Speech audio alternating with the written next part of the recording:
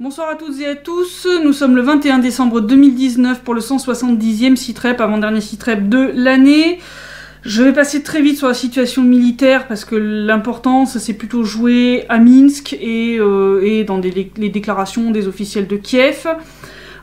Puisque du 14 au 20 décembre 2019, l'armée ukrainienne a violé le cessez-le-feu en RPD à 46 reprises, donc un peu moins que la semaine passée. Par contre, elle a tiré 42 obus d'artillerie de 122 mm en une seule journée, je vais revenir dessus après, et 105 obus de mortier de 120 et 82 mm, donc là on est à plus que la semaine passée. Si on rajoute les munitions d'un calibre inférieur, on arrive à un total de 473 munitions, donc un peu plus que la semaine passée. Il faut y rajouter les 8 violations et 134 munitions, dont 8 obus de mortier de 120 et 82 mm tirés par les forces armées ukrainiennes durant les dernières 24 heures. Donc là, je vous ai montré un petit graphique, vous avez pu voir, la situation a vraiment évolué, c'est-à-dire en gros, jusqu'à la veille de la réunion à Minsk le 18 décembre, il se tenait encore plus ou moins un carreau. À partir de la veille jusqu'après, bah là, ça a été la fête du slip, comme d'habitude. C'est comme pour la réunion format Normandie, en gros l'Ukraine se tient à carreau, plus ou moins jusqu'à la veille, et puis une fois qu'ils sont sûrs que la réunion aura lieu, c'est la fête du slip, comme d'habitude. Le bilan humain est pas bon, puisque les tirs de cette semaine ont tué un soldat de la RPD, en ont blessé 2, on a eu une habitation endommagée. Côté ukrainien, il y a eu 16 pertes hors combat, 12 blessés et 4 morts du 12 au 19 décembre. Hein, donc suicide, mauvaise manipulation d'explosifs ou de munitions, accident de la route, etc., etc. Enfin, c'est énorme, hein. 16 pertes hors combat en une semaine, c'est 2 par jour, quoi. Je veux dire, là, c'est quand même assez phénoménal. Cette semaine, l'armée ukrainienne a aussi continué de brouiller les signaux des drones de l'OSCE, entre autres près de Bogdanovka, donc c'est un petit village qui est situé près de la zone de désengagement de Petrovskoye. Donc ça, je pense que c'est pour empêcher l'OSCE de voir les nouvelles violations du désengagement par l'armée ukrainienne. Et à Slavnoye, bah là, je suppose que c'est pour cacher des armes lourdes ou des choses comme ça. Voilà. Donc les observateurs ont posé leurs drones pour ne pas les perdre. Les contribuables européens les en remercient. Et puis, je vous disais, l'essentiel cette semaine, c'est tout ce qui concerne l'application des accords de Minsk, hein, puisque la réunion au format Normandie était à peine terminée que Kiev faisait déjà marche arrière toute. Hein, donc je rappelle, publication d'une version falsifiée du communiqué commun officiel, violation du désengagement des troupes à Petrovskoye et à Stanitsa Luganskaya, ce qui a montré que les quelques petits pas qui avaient été faits avaient juste pour but d'obtenir la réunion au format Normandie, puis dès que c'était terminé la comédie, le naturel revient au galop, et puis on découvre la vérité. Et puis les déclarations qui se sont enchaînées dans la semaine qui ont suivi, tant de la part de Zelensky que d'autres membres de son gouvernement, ont montré que l'Ukraine veut toujours soit réécrire les accords de Minsk, soit falsifier leur application. Hein, donc je rappelle, à peine 2 jours après la réunion au format Normandie, le représentant ukrainien au sein du groupe de contact, Alexei Reznikov, déclarait à la télévision qu'il fallait réécrire les accords de Minsk, alors que Poutine a clairement dit pendant la réunion et la discussion avec Zelensky que clairement il n'y aurait pas de réécriture. Non, là, ils se font refuser, 2 jours après, ils reviennent avec. Alors soit c'est des débiles, soit ils sont maso. Je vous laisse choisir entre les deux, parce qu'à un tel stade d'insistance ridicule, je sais plus quoi dire d'autre. Voilà, parce que Poutine a été très clair. Hein. Voilà, entre autres concernant l'ordre d'application des différents points des accords de Minsk. Hein, il a dit clairement qu'il était hors de question de rendre à l'Ukraine le contrôle de la frontière avant qu'elle appliquait tout le reste. Parce que il craigne un deuxième Srebrenica. Hein. Je reviens pas sur la petite déclaration vomitive de Zelensky, selon laquelle c'est pas possible que ça arrive parce que l'Ukraine est démocratique et respecte ses citoyens qui vivent dans les 2 républiques populaires. Hein. J'en ai déjà parlé la semaine dernière, c'est du grand n'importe quoi. Voilà, si vous respectez les gens en leur bombardant la gueule, comme là on le voit encore cette semaine, hein, parce que le bilan est quand même pas terrible, je pense qu'il faut vous racheter un dictionnaire. Hein, voilà. Puis en plus le côté démocratique de l'Ukraine, bon, hein, parce que entre les néo-nazis qui assassinent des journalistes ou des enfants en plein centre de Kiev, qui organisent des attentats terroristes, qui pour certains semble-t-il étaient des agents non officiels du SBU, le tout en même temps, c'est quand même magnifique. Je pense que, disons, le niveau démocratique, il a bien changé hein, depuis quelques décennies. Pareil pour la situation des journalistes. Hein. Zelensky avait appelé un journaliste russe assez célèbre à venir lui-même en Ukraine et en donner une meilleure image. bah ça serait bien d'abord, avant de faire ce genre de proposition, de t'assurer que ton service des frontières va pas bloquer les 10 journalistes à la frontière et que Miro Dvorets ne va pas inscrire ces journalistes sur sa liste noire. C'est... voilà. Hein, si tu veux que ça soit crédible, tes déclarations, quel que soit le sujet, ça serait bien que les actes soient en accord avec ce que tu racontes. Sinon, tu racontes de la merde et ça se voit. Hein, c'est comme quand Zelensky a prétendu que les Ukrainiens peuvent parler russe, hein, pour faire croire qu'il n'y a pas de discrimination contre les russophones. Petit problème, juste après, il y a eu réprimande et menaces de rétrogradation infligées à 2 policiers de Dnipropetrovsk, parce que pendant qu'ils étaient en train de sauver un homme qui s'était fait poignarder, ils ont parlé entre eux en russe et pas en ukrainien.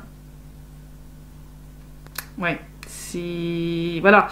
Ça, je veux dire, pareil, si l'Ukraine était une démocratie, les journalistes ukrainiens qui appellent publiquement à ce que les Ukrainiens russophones disparaissent en tant qu'espèce ou partent vivre ailleurs, normalement, ces gens-là, ils devraient finir en tôle. Hein, pour incitation à la haine interethnique et appel au génocide. Hein, voilà, donc vu que c'est pas le cas et que ces mecs se trimballent toujours librement en Ukraine et qu'ils peuvent toujours continuer de venir raconter leurs horreurs sur les plateaux télé, vous pouvez pas dire que l'Ukraine est une démocratie. Non, je suis désolée. Voilà. Puis si tu veux vraiment qu'on te croie sur le fait qu'il n'y ait pas de discrimination contre les russophones, hein, Monsieur Zelensky, commence déjà par faire annuler la loi sur la langue ukrainienne tant que t'y es. Hein, ça sera un petit peu plus concret, un peu plus crédible que tes déclarations bidons sur les plateaux des chaînes TV ukrainiennes. Parce que vous avez beau publiquement à Paris dire oui, il faut appliquer les accords de Minsk et la formule Steinmeier, le petit problème c'est qu'on voit clairement que vous voulez pas les appliquer. Hein, bon, le plus bel exemple, ça a été la fameuse excuse de Pristaïko, le ministre des Affaires étrangères ukrainien, qui nous a sorti que de toute façon la Russie va devoir admettre qu'il faut modifier les accords de Minsk parce qu'ils ne sont pas réalisables en l'état, enfin que certaines clauses sont irréalisables, hein, et que si Moscou se montre aussi dur là-dessus, c'est juste pour faire monter les enchères. Hein. En gros, pour résumer, position d'ailleurs qui a été défendue par Zelensky et que j'avais déjà expliqué comme étant une excuse complètement bidon. Hein, je veux dire, c'est comme si un cancre se pointait pour un examen d'entrée dans une école d'ingénieur ou une prépa et puis disait bah non, je peux pas, je vais pas pouvoir avoir la moyenne, donc faut changer le barème de notation. Non, ça marche pas comme ça. Ça marche pas du tout comme ça. Ce qui est surréaliste, c'est pas les points qui sont contenus dans les accords de Minsk, c'est les déclarations plus délirantes les unes que les autres des officiels ukrainiens. Je veux dire, vous avez fait chier pour avoir ces accords pour sauver votre armée, vous les avez signés, vous avez d'ailleurs fait chier, à l'époque Poroshenko a fait chier Poutine pour que Zakharchenko et Plotnitsky, qui étaient donc les 2 chefs des 2 républiques populaires, signent ces accords, ce qu'ils ne voulaient pas du tout faire au départ. Ça a été validé par une résolution du Conseil de sécurité de l'ONU. Maintenant, vous l'appliquez, vous dites ouvertement que vous les jetez à la poubelle. Mais vous arrêtez avec ces histoires de les réécrire. Je veux dire, c'est des accords contraignants internationalement. Voilà, c'est pas un morceau de papier toilette. Hein, on peut pas se torcher avec, il faut arrêter les bêtises. Voilà. Bon, la Russie a bien compris où Kiev voulait l'amener. Le but, c'est de revenir sans arrêt avec ces histoires de réécriture pour que Moscou oppose un non catégorique et que Zelensky puisse dire après, vous voyez, la Russie veut pas la paix, elle bloque tout, on peut pas appliquer les accords de Minsk, donc il faut en sortir. C'est ça l'idée. Hein. Sauf qu'ils ont oublié qu'en phase 2, ils ont un judoka et que Poutine a retourné ça contre eux. Donc ça a été fait via la déclaration de Dmitri Peskov, qui est le porte-parole du Kremlin, qui a déclaré qu'il ne serait possible d'apporter des changements aux accords de Minsk que si l'Ukraine se met d'accord avec les 2 républiques populaires, donc celle de Donetsk et celle de Lugansk. Bon, Peskov en a profité pour rappeler que la Russie n'est pas partie prenante du conflit, et que donc s'il faut modifier les accords permettant de résoudre pacifiquement le dit conflit, faut un accord entre les 2 parties du conflit, hein, c'est-à-dire l'Ukraine, la RPD et la RPL. Voilà, donc ça c'est un beau coup de maître. Là, la Russie vient de faire d'une pierre 2 coups, hein, parce que soit l'Ukraine accepte de discuter avec les RPD et les RPL et autant utiliser ces négociations pour appliquer les accords de Minsk, puisque c'est en réalité ça que Pristaïko juge irréalisable, soit l'Ukraine admet simplement qu'elle ne les appliquera jamais, parce que, je vous le dis tout de suite, hein, ni les RPD ni les RPN n'accepteront, entre autres, le coup de refiler la frontière à l'Ukraine avant d'avoir appliqué tout le reste. Je veux dire, c'est un point d'ailleurs que Denis Pouchiline, sur lequel il a bien insisté. Je veux dire, ça c'est très très clair. Ça c'est très très clair. Donc voilà, c'est... Là, la Russie a évacué le truc, tu vois, en mode, bah non, ça dépend pas de nous. Donc voilà, s'il y a échec des accords de Minsk, c'est de votre faute. D'ailleurs, cette volonté de réécrire les accords de Minsk a provoqué une réaction assez virulente du politologue Alexei Tchesnakov, qui a écrit sur sa chaîne Telegram que cette déclaration était la preuve que c'est bien l'Ukraine qui bloque la mise en œuvre des accords de Minsk, et que si Kiev devait admettre publiquement jeter Minsk 2, et l'Ukraine et l'Union européenne vont devoir sortir le porte-monnaie.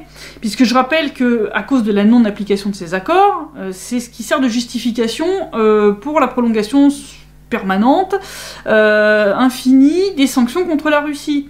Donc, si Kiev admet publiquement qu'en fait c'est elle qui a tout saboté et que les accords de Minsk ont échoué à cause d'elle, ça veut dire que les sanctions contre la Russie sont totalement illégales, et donc l'Union européenne et l'Ukraine vont devoir compenser les pertes de la Russie.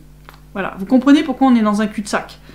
Hein, l'Ukraine ne peut pas appliquer les accords de Minsk, parce que, tout simplement, ils refusent de discuter pour des raisons idéologiques avec les dirigeants des deux républiques. Donc, de toute façon, ça, c'est un point mort. Et, d'un autre côté, si l'Ukraine jette officiellement, publiquement les accords de Minsk, ils se retrouvent dans la merde, financièrement. Voilà. Donc, c'est pour ça qu'on se retrouve dans cette situation de ni oui ni non, quoi. Où on n'avance pas. On n'avance pas. Bon, en tout cas, Kiev a dû bien comprendre que ils n'y arriveraient pas à obtenir leur petite modification des accords de Minsk. Et donc, ils sont revenus à la bonne vieille technique, qui a l'air d'être la technique favorite de Zelensky, qui est celle de l'écran de fumée, de l'enfumage. Bon, ça avait bien marché pour obtenir la réunion format Normandie, alors ils se disent que ça peut marcher encore un deuxième coup. Parce que, déjà, ils ont déclaré publiquement qu'ils avaient fait leur devoir après la réunion format Normandie, alors qu'en fait, c'est pas du tout le cas. Je vais revenir dessus après. Mais surtout, ils ont annoncé publiquement qu'ils avaient déposé à la Rada des amendements à la Constitution pour, soi-disant, mettre en œuvre la décentralisation. Le problème, c'est que déjà les amendements en question n'ont pas du tout été coordonnés avec les RPD et les RPL, ce qui est une violation complète des accords de Minsk, comme l'ont rappelé et Denis Pouchiline, et Leonid Pasechnik, et Natalia Nikonorova, voilà, donc nos chefs de l'État et notre ministre des Affaires étrangères. Donc voilà, ils ont rappelé que si Kiev fait ça sans se coordonner avec les républiques, ce n'est pas une application mais une violation des accords de Minsk, voilà. Comme ça a été bien remis d'équerre. Et puis en plus, au début, on n'avait pas le texte de ces amendements.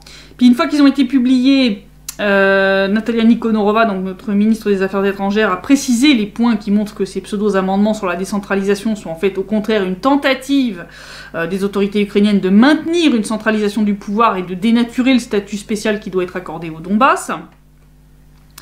Bon, donc déjà, comme je disais, pas de coordination avec les républiques, donc déjà, il y a un gros problème. En plus, il n'y a pas un seul mot dans ces amendements sur l'octroi d'un statut spécial à certaines régions. Alors, c'est précisément ce qu'il faut pour appliquer les accords de Minsk. Ensuite, ils ont inclus là-dedans la création de représentants présidentiels, qu'ils ont appelés des préfets, qui vont avoir le pouvoir de suspendre tout acte juridique adopté par les conseils locaux. Donc en clair, ils se donnent les moyens d'annuler toute décision, justement, de régions qui vont avoir un statut spécial comme le Donbass, si ça leur convient pas. Donc en fait, ils se donnent le pouvoir d'annuler l'application des accords de Minsk, en fait. C'est ça qu'ils sont en train de faire. Donc déjà là, il y a un gros problème, là, déjà. En plus, le projet de loi ne contient pas de notion de district, qui est pourtant inscrite dans les accords de Minsk, et qu'en gros, ils sont en train de créer la possibilité dans la Constitution de priver à tout moment une région de son statut spécial, même s'il y a eu une loi pour le faire avant, quoi. Enfin, vous voyez, ils se donnent les moyens d'annuler l'application des accords de Minsk. C'est hallucinant, c'est vraiment du grand n'importe quoi. En plus, là, ils ont renouvelé de nouveau, pour 1 an seulement, le premier article de la fameuse loi sur le statut spécial du Donbass. sauf qu'il ne doit pas être temporaire, elle doit être permanente, et puis les autres articles doivent être validés aussi. Donc c'est la même technique que l'équipe Poroshenko. Et donc là, vraiment, on voit un renforcement de la centralisation du pouvoir. Voilà. Et les autorités ukrainiennes ont eu assez de cynisme pour venir dire que ces amendements étaient soumis au Parlement ukrainien dans le cadre de la mise en œuvre des accords de Minsk, alors qu'en réalité, ça va faire tout l'inverse de ce qui est prescrit. Voilà. C'est-à-dire que là, ça va être une centralisation encore plus renforcée au lieu d'être une décentralisation. Et en plus, c'est un truc général qui va concerner toutes les régions ukrainiennes, alors que la loi sur le statut spécial du Donbass doit vraiment parler spécifiquement du Donbass. Après, comme a dit Natalia Nikonova, si vous voulez appliquer après ce statut-là à toutes les régions d'Ukraine, vous pouvez. Mais vous devez d'abord mettre en œuvre ce truc pour le Donbass et faire une vraie décentralisation coordonnée avec nous. Le reste, c'est de l'enfumage. Voilà. Donc clairement, on voit qu'il ne faut pas se fier aux jolies déclarations de paix de Zelensky. Je vous l'ai dit, c'est de l'enfumage, c'est un illusionniste. Regardez les faits, regardez les actes. Les faits et les actes, c'est sabotage, sabotage, sabotage, sabotage, non-application. Voilà. En gros, ça se résume comme ça. Et la meilleure preuve qu'on en a eue, c'est que donc suite à la réunion format Normandie dans le communiqué officiel, un certain nombre de points étaient ensuite confiés au groupe de contact trilatéral à Minsk pour, en gros, fignoler les détails, entre autres pour le cessez-le-feu, pour l'échange de prisonniers, pour la définition de nouvelles zones de désengagement, pour trouver de nouveaux points de passage de la ligne de front, etc. Le problème, c'est que contrairement à ce que les officiels de Kiev ont annoncé, ils n'ont pas du tout fait leur devoir, ils sont venus les mains dans les poches, et ça s'est soldé par un échec. Donc je vais reprendre les points plus ou moins dans l'ordre. Le premier point qui était listé dans le communiqué le plus important, c'était le cessez-le-feu. D'accord ? Bon, c'est le seul sur lequel il y a eu un accord, au moins sur le plan théorique. On n'en est pas encore à la pratique. Bon, tout le monde a soutenu la proposition de la RPD et de la RPL d'instaurer un cessez-le-feu permanent et complet, mais dans le même temps, Kiev a suggéré de trouver un accord pour instaurer une nouvelle trêve hivernale. Bon, alors déjà ça a tiré la sonnette d'alarme, parce que là, la RPD s'est dit, là ils sont en train de nous essayer de la mettre à l'envers, de se faire une petite opération de com en regardant, regardez, on a fait une nouvelle trêve, et puis à peine 24 heures après l'entrée en vigueur de la nouvelle trêve, l'armée ukrainienne va la violer comme d'habitude. Parce que bon, on commence à les connaître les totos, hein. Je crois qu'on doit en être à une vingtaine de trêves depuis le début de la guerre, donc je vais dire, on les a vus passer, quoi, hein, je veux dire, on commence à les connaître. Hein, parce que bon, comme vous l'avez vu cette semaine, même s'il y a eu un accord théorique sur un cessez-le-feu complet, on n'y est pas du tout. Hein, comme je vous l'ai dit, rien que le jour même de la réunion à Minsk, il y a eu 6 violations du cessez-le-feu, 94 munitions tirées par l'armée ukrainienne sur le territoire de la RPD. La veille de la réunion à Minsk, on était à 10 violations du cessez-le-feu et 104 munitions, dont les fameux 42 obus d'artillerie de 122 mm qui ont tous été tirés en une seule journée sur le sud de la République.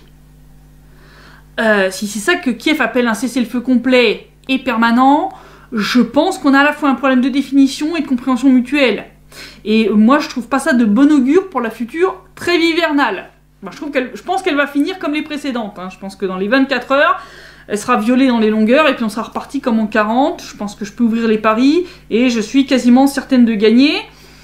D'autant plus que les autres points de la réunion se sont soldés par un échec total. L'échange de prisonniers qui devait être organisé d'ici la fin de l'année n'aura sûrement pas lieu à cause de l'attitude absolument destructrice des représentants ukrainiens. Puisque, alors que le communiqué publié à l'issue de la réunion format Normandie confirmait que l'échange de prisonniers devait se faire au format tous les prisonniers identifiés pour tous les prisonniers identifiés, Kiev a essayé, comme en 2017, de découper l'échange en plusieurs morceaux, de le faire en plusieurs fois, ce qui avait déjà à l'époque bloqué le processus, a essayé de le transformer en tous ceux qui ont été condamnés contre tous ceux qui ont été condamnés, un point qui a même été confirmé par des médias ukrainiens, donc c'est pas de la propagande russe. Hein.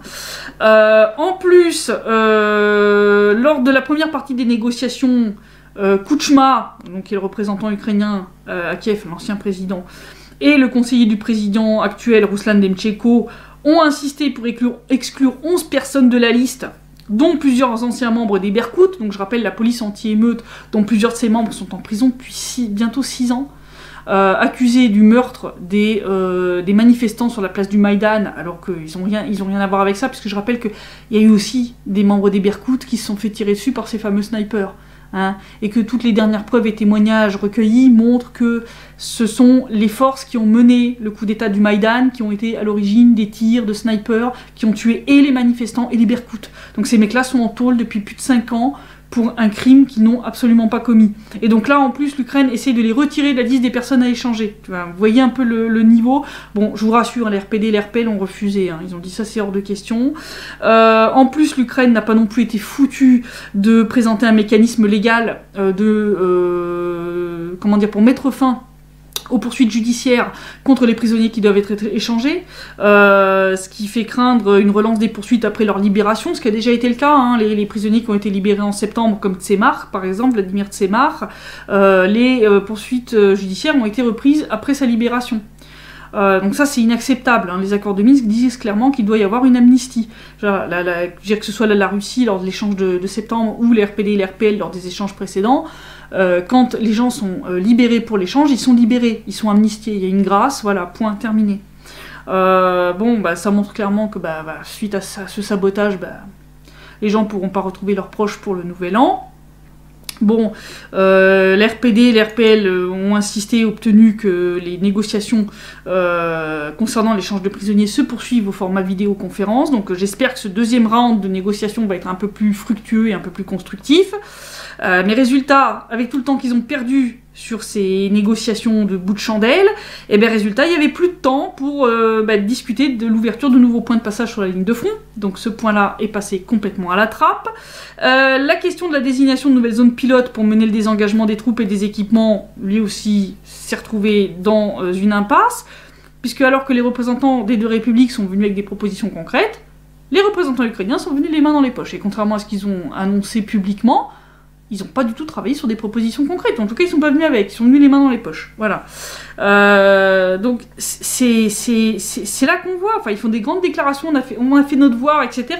T'arrives à la réunion à Minsk et tu t'aperçois qu'ils n'ont rien fait. Voilà. C'est du blabla, c'est du bullshit. C'est du bullshit. Alors moi, quand je vois ça, je pense que la date butoir de fin mars 2020 pour finir de mener le désengagement dans les zones pilotes encore non fixées, ça me semble complètement utopique, hein, parce que là, l'année 2019 va se finir sans que leur localisation soit validée à Minsk, puisque la prochaine réunion à Minsk aura lieu qu'en janvier, donc l'année prochaine. Hein. Donc déjà, c'est très très mal barré. C'est très très mal barré. Donc moi je pense que le cessez-le-feu ça va être la même histoire que d'habitude, ils vont nous faire une trêve hivernale et puis dans les 24 heures ça va être violé. Je pense que l'échange de prisonniers c'est très mal parti et puis je pense que le reste c'est encore plus mal parti que ces deux points là. Voilà, donc je pense que ça c'est révélateur et ça vous montre bien le grand blabla et puis les faits et les actes. Voilà, regardez les faits et les actes, c'est vraiment... Je pense qu'on va de nouveau passer le nouvel an sous les bombardements. Et c'est une catastrophe, parce que ça montre que cette réunion au format Normandie, elle a servi à rien. C'était juste une opération de com dont l'Ukraine avait besoin. Et c'est d'ailleurs pour ça que la Russie a insisté en disant, pour la prochaine qui doit avoir lieu dans 4 mois, elle n'aura lieu que s'il y a eu de réelles avancées. Voilà. Soit vous avancez sur le volet politique des accords de Minsk, soit il n'y aura pas de réunion, parce que ça suffit. C'est de la réunionnite, c'est du blabla, pour le plaisir du blabla. Voilà. Sur une note un peu plus positive, je vais parler de la situation économique et sociale en RPD et en RPL, puisque les deux républiques ont annoncé de manière synchronisée une augmentation des retraites et des salaires du secteur public. Elles ont annoncé en même temps, et la hausse sera la même dans les deux républiques, donc elle sera de 20% pour les retraites, de 26% pour les salaires du secteur public. Bon, ça a été permis grâce à quoi? Tout simplement au fait qu'il y a eu développement de nouveaux marchés pour les produits issus des deux républiques, grâce entre autres à l'intégration avec la Fédération de Russie, la participation des républiques à divers forums d'investissement ou de forums économiques, comme à Yalta, en Syrie, à Donetsk, mais aussi à Lugansk. Il y a eu des forums internationaux d'investissement aussi à Lugansk, bien avant celui qui a eu lieu à Donetsk. Tout ça, en fait, ça a permis d'augmenter les recettes fiscales des deux républiques. Ça, puis ils ont optimisé aussi la fiscalité. Et donc tout ça, ça a fait que les recettes budgétaires ont augmenté. Et donc grâce à ça, au 1er janvier 2020, les salaires du secteur public, y compris les médecins, les enseignants et les travailleurs sociaux, verront donc leur salaire augmenté de 26%, et les retraites seront augmentées de 20%. Donc ça sera la 5e depuis que les républiques, la 5e hausse des retraites depuis que les républiques existent. Ça fait que la pension minimum a ainsi plus que doublé en 5 ans. Je vais vous montrer un petit graphique qui montre bien les hausses successives et puis à quel point ça a permis quand même déjà d'améliorer un peu la situation des retraités. On n'est pas encore au niveau, entre autres, de la Russie, mais le but, c'est d'y arriver. Denis Pouchkine a ajouté que plusieurs prestations sociales vont aussi augmenter à la même date. Une augmentation qui a lieu 6 mois après la dernière, qui avait lieu au 1er juillet 2019. Là aussi, ça avait été fait en parallèle par les deux républiques de manière synchronisée. À l'époque, les retraites avaient augmenté de 25% et les salaires du secteur public de 35%. Comme on le voit, tout ça vient donc des ouvertures ou réouvertures d'usines qui ont été menées par les deux républiques, les forums d'investissement qui ont permis d'obtenir des contrats et donc des débouchés pour la production de la RPD et de la RPL. Tout ça a fait qu'il y a de nouvelles rentrées budgétaires qui vont permettre d'augmenter les salaires et les retraites, qui à leur tour vont faire que les gens vont pouvoir plus consommer, et donc créer de nouveaux emplois et de nouveaux débouchés, etc. etc. Donc c'est un cercle vertueux qui est en cours maintenant depuis plusieurs années dans les deux républiques, et qui permet d'améliorer la situation petit à petit, mais de manière régulière. Donc c'est vraiment des résultats positifs, et comme je le disais, ça va avoir après une hausse par ricochet sur les salaires du secteur privé, parce que voilà, c'est pas juste eux qui augmentent, puis les autres sont laissés pour compte. À terme, ça va mener aussi à la hausse du secteur privé, parce que pour pas perdre leurs employés, pour éviter qu'ils partent dans le secteur public, les sociétés du secteur privé vont devoir s'aligner. D'ailleurs, Denis Pouchkine a dit clairement que l'objectif, c'est d'amener les salaires de la RPD au niveau, d'ici quelques années, au niveau des régions voisines en Russie, donc entre autres la région de Rostov. Donc le but, c'est de rattraper le retard par rapport aux voisins. Donc ça, c'est, je pense, un très très bon objectif, et je pense qu'on va y arriver avec ce cercle vertueux qui s'est instauré. Autre synchronisation, la RPL a voté une loi définissant sa frontière semblable à celle que la RPD a votée il y a quelques semaines en arrière. Ça a été fait le 18 décembre 2019 par le Conseil populaire de la RPL, qui a voté à 38 voix pour sur les 49 députés présents. Une loi qui fixe comme frontière de la République celle de la région de Lugansk avant que ne débute le conflit dans le Donbass en 2014. Comme pour la RPD, le but c'est de se doter d'un cadre légal qui va permettre de fixer toutes les activités, entre autres de douane, de contrôle d'identité, de taxes pour tout ce qui est franchissement de frontières, que ce soit vers la Russie, vers la RPD ou vers l'Ukraine. Voilà. La loi prévoit que jusqu'à la reconnaissance de la souveraineté et de l'indépendance de la RPL par les États voisins, la République populaire de Lugansk va établir unilatéralement des mesures pour protéger sa souveraineté sur sa frontière d'État. Et comme pour sa voisine de Donetsk, la ligne de front est la ligne de frontière temporaire jusqu'à ce que la guerre prenne fin. Donc ça c'est vraiment la même. Je ne reviens pas dans les détails parce que voilà, je vous ai déjà donné tous les détails pour la RPD. La loi de la RPL a été calquée sur celle de sa voisine. Voilà. Si on regarde l'évolution générale de la situation en Ukraine, il y a eu, ça y est, enfin un protocole d'accord. Ils n'ont pas encore signé le contrat, mais voilà. La Russie et l'Ukraine se sont mises d'accord en coupant plus ou moins la poire en deux. Je vais vous donner les points principaux du protocole signé entre les deux pays. Je referai, je pense, un article beaucoup plus détaillé par après pour expliquer tous les tenants et les aboutissants. En gros, Gazprom va verser à Naftogaz les 2,9 milliards de dollars que la Cour d'arbitrage de Stockholm lui avait donné par un jugement complètement bidon et hautement politique. Par contre, l'Ukraine va devoir renoncer à sa plainte anti-monopole de 7,4 milliards de dollars contre Gazprom. Les deux parties s'engagent à retirer toutes les autres réclamations et s'engagent à ne pas déposer de nouvelles réclamations concernant les contrats qui se terminent fin 2019. À partir de 2020, le transit de gaz via l'Ukraine sera effectué conformément aux règles de l'Union européenne par la réservation de capacité. Et pour réduire les risques, Gazprom fera ses réservations par l'intermédiaire d'un agent qui agira au nom de Naftogaz. Donc pour éviter justement tout ce qui est cours d'arbitrage et compagnie. Voilà, ça c'est fini. C'est fini. Tentative de faire les poches de la compagnie Gazprom, ça sera terminé. En plus, le volume de transit est quand même vachement réduit. Il sera de 65 milliards de mètres cubes en 2020 et de 40 milliards de mètres cubes de 2021 à 2024. Donc ils vont d'abord perdre un tiers, puis après en gros la moitié, quoi. Et après, on verra si on prolonge le transit ou pas. Si tous ces accords sur le transit et le règlement des réclamations sont respectés, les livraisons directes de gaz russe seront possibles de nouveau vers l'Ukraine, mais leur prix sera comme sur le marché européen, mais avec une petite réduction en fonction du volume. Donc en clair, ah bon, l'Ukraine se réjouit. Vous voyez, on a obtenu les 3 milliards. Oui, vous avez obtenu les 3 milliards, mais c'est du court terme. Vous êtes fait enfler au final. La Russie joue le long terme. Pourquoi? Parce que oui, ils vous lâchent 3 milliards maintenant. Enfin déjà, vous renoncez à toutes les autres plaintes, là. Les 12 milliards et quelques, les 7 milliards et demi, là. Tout ça, c'est jeté à la poubelle. Mais vous allez déjà perdre 1 milliard l'année prochaine, hein, puisque bon, l'Ukraine touche à peu près 3 milliards de dollars par an pour les taxes de transit. Donc là, vous diminuez le volume d'un tiers, ben, vous perdez un tiers des taxes de transit aussi. Donc vous allez perdre 1 milliard déjà l'année prochaine, et les années suivantes, c'est 1,5 milliard. Donc au total, vous allez perdre 7 milliards. Voilà. Et puis au-delà de 5 ans, vous n'êtes pas du tout assuré que vous aurez de nouveau un contrat de transit.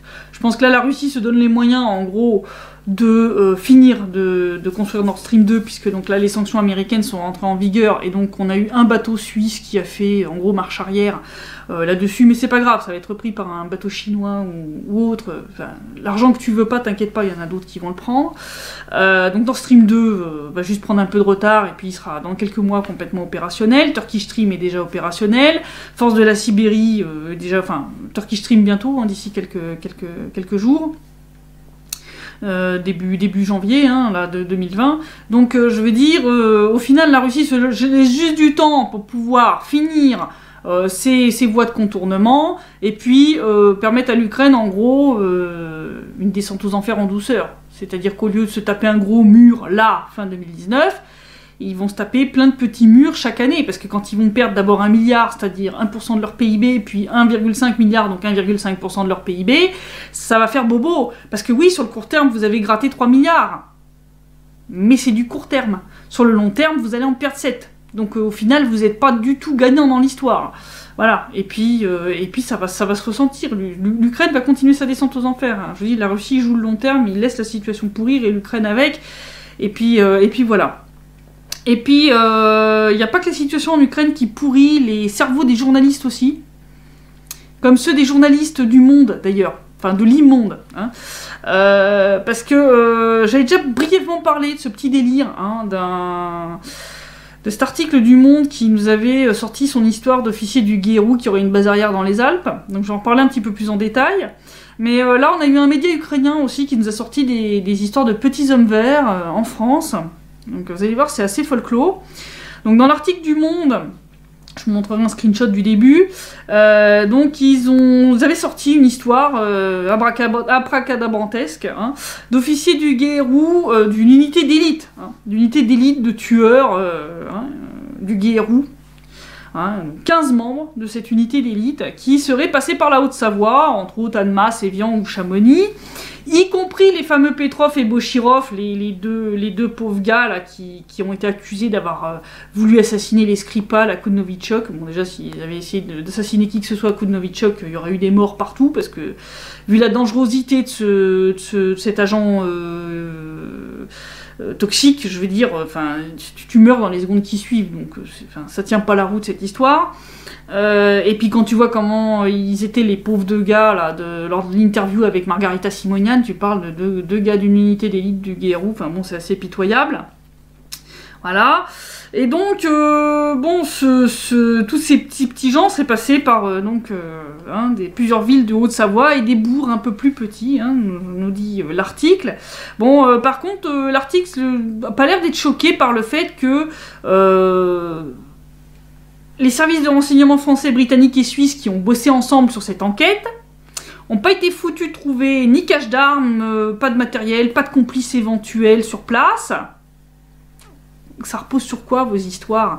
Non, parce que ils disent qu'ils ont confirmé leur présence en identifiant les lieux d'hébergement des agents ainsi que les restaurants et les magasins qu'ils fréquentaient. Ouais, en clair, les mecs ont fait du ski et du tourisme. C'est ça, votre enquête de contre-espionnage. C'est du grand délire. Les mecs sont allés faire du ski à Avoriaz et à Chamonix. C'est ça qui s'est passé. C'est tout. Voilà, ils sont allés au resto, certainement avec leur femme ou leurs potes, et puis s'acheter 2-3 petits souvenirs dans des magasins. Il n'y a pas de base arrière du Guérou dans les Alpes. Non, faut arrêter là. Faut arrêter. Si dès qu'un Russe vient en vacances quelque part, c'est un agent du Guérou, d'une unité d'élite, de tueurs. Enfin là, faut arrêter la coke, faut arrêter la colle, le papier peint, la moquette et les autres trucs. Je sais pas ce que vous consommez, mais le journaliste qui a pondu ce truc, arrête. Je sais pas ce que tu consommes, mais va en cure de désintox et vite, parce que là, c'est du délire complet, quoi. D'ailleurs, Moscou a complètement taclé cet article en disant que c'était du grand n'importe quoi, que c'était digne des pires trucs conspirationnistes, enfin vraiment... C'est juste de la russophobie ordinaire, en plus publié juste avant la réunion au format Normandie, pour foutre la merde dans l'éventuel rapprochement franco-russe. Voilà, c'est ça le but. Hein. Mais ça, c'est les histoires de highly likely, le hautement probable, c'est comme avec des scies, je te mets Paris en bouteille. Ben là, c'est pareil. Hein. Moi aussi, je te trouve 4 Russes qui sont allés faire du ski à Voriaz ou aller faire du tourisme à Nice, et puis je te dis, voilà, c'est des agents du Guérou. Non, là, faut arrêter les délires à la Bellingcat. C'est de la merde. Genre, Bellingcat s'est fait torcher sur une des attaques chimiques, soi-disant, à Douma. Là, ils sont en train de se faire laminer face aux preuves et aux fuites qui montrent que les rapports de l'Organisation internationale contre les armes chimiques ont été complètement falsifiés et compagnie. Donc là, ils sont en train de passer pour des cons chez Bellingcat, je vous raconte que ça. Donc vous basez là-dessus pour raconter que les 2 mecs là qui étaient à Salisbury, oui, ils ont été dans les Alpes, ils ont été faire du ski, c'est tout. Je veux dire, il n'y a rien d'extraordinaire. Oui, les Russes vont faire du tourisme à l'étranger. Oui, je suis désolée que ce soit une surprise pour vous, mais oui, il y en a qui viennent faire du tourisme en France. Bon, je pense qu'après des conneries comme ça, il va y avoir de moins en moins, mais bon, c'est pas grave, quoi. Non, c'est n'importe quoi, c'est vraiment n'importe quoi. Et puis donc, après la réunion, j'aurais pu espérer quand même que ça soit un peu calmé, mais non, les délires conspirationnistes ont continué, cette fois dans la presse ukrainienne, avec Fakti.wa qui nous a sorti que pendant les discussions donc à Paris, leur journaliste a vu passer un convoi de 20 personnes, dont plusieurs en balaclava, donc c'est les cagoules, et en uniforme militaire avec le chevron aux couleurs du drapeau russe, qui serait passé à côté de la zone réservée à la presse dans une zone de haute sécurité. Voilà, ils nous ont fait tout un foin en disant que les petits hommes verts étaient là. Ben oui, c'est un peu logique.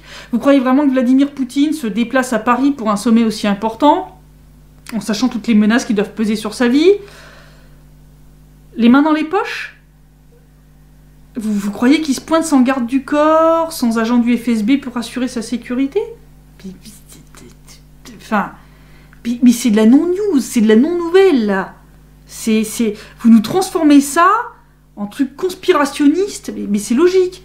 Je veux dire, vous voyez jamais, même Emmanuel Macron, se trimballer sans garde du corps. Je veux dire, c'est normal. C'est normal. Je veux dire, faut arrêter. Je veux dire, stop les délires, quoi. Non, il n'y a pas d'invasion de petits hommes verts ou d'agents du Guérou en France. Voilà, vous pouvez arrêter tout de suite. Voilà. Là, je vous ai pas reparlé en détail, mais je vous encourage à aller lire la traduction de la conférence de presse de Vladimir Poutine que j'ai publiée sur Donbass Insider, qui remet certains points sur les i. Il a d'ailleurs bien taclé un journaliste ukrainien qui racontait de la merde lors de sa grande conférence de presse annuelle, ainsi que la déclaration conjointe de Pouchline et Pasechnik concernant, entre autres, la nécessité de coordonner tout ce qui est amendement à la constitution ukrainienne, loi sur le statut spécial du Donbass, etc., pour pas que ça soit une violation des accords de Minsk. Voilà, je vous refais pas tout le détail parce que le site rep est déjà très long, mais allez sur le site Donbass Insider, vous allez voir, tout est là-bas. Mais comme je vous dis, pour moi c'est très mal engagé, je pense qu'on va finir l'année comme l'année dernière, c'est-à-dire avec des tirs, avec des bombardements. Je pense que la nouvelle trêve hivernale, si jamais elle est instaurée, elle durera pas plus de 24 heures. Et je pense que l'échange de prisonniers et le reste, c'est très très mal parti. Et comme je vous disais, au lieu de vous fier aux belles déclarations de Zelensky ou même celles de Macron, hein, regardez les actes, regardez les faits. Voilà, sabotage, non-application des accords de Minsk, les mecs qui viennent les mains dans les poches, tentent de saboter ce qui a été convenu lors du communiqué officiel, et moi je pense que la réunion format Normandie dans 4 mois, elle n'aura pas lieu, parce que l'Ukraine n'aura rien fait, et que la Russie va dire, bah vous n'avez pas appliqué ce qu'on vous a demandé de faire, on va pas se réunir de nouveau pour redire qu'il faut appliquer ce que vous avez déjà pas appliqué. Voilà, c'est la réunionnite aiguë, ça suffit à un moment. Donc voilà, prochain et dernier site rep de l'année, la semaine prochaine, le 28, après je m'accorderai, je pense, une semaine de congé, donc vous inquiétez pas si vous voyez pas ou peu de publications sur Donbass Insider, c'est normal, j'ai besoin de repos comme tout le monde, et donc je vous retrouverai après, une fois le nouvel an passé, pour le prochain Citrep, mais donc le prochain sera le dernier de l'année, donc ce sera le numéro 171, et donc le 172, ça sera en janvier 2020, donc pas d'affolement, et puis je vous souhaite de bonnes fêtes, puisque Noël aura lieu avant que je puisse, enfin Noël en tout cas pour les catholiques et puis toute l'Europe de l'Ouest, aura lieu donc déjà le 24-25 décembre. Pour nous, pour les orthodoxes, ça sera après, ça sera l'année prochaine. Et donc je vous souhaite par avance un très bon Noël et je vous dis à la semaine prochaine pour le dernier Citrep de l'année 2019.